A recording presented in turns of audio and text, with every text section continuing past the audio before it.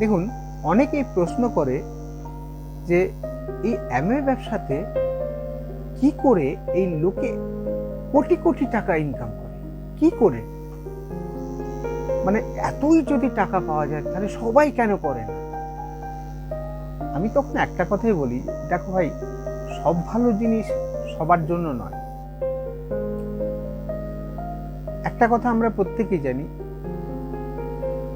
যে দুধ খাওয়া ভালো না মদ খাওয়া ভালো, বলুন তো?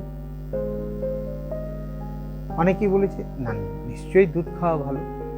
তো দুধ খাওয়া যদি সত্যিই ভালো হয় তাহলে দুধের দোকানে লাইন হয় না কেন?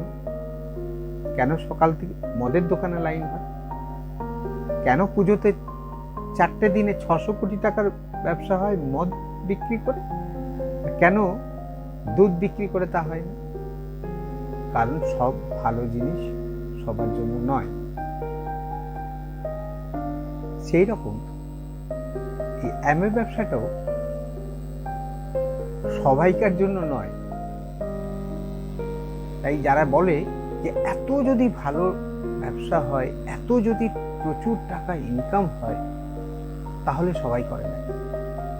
এই কারণে করে না, তার জন্য একটা ভগবানের আশীর্বাদ লাগে।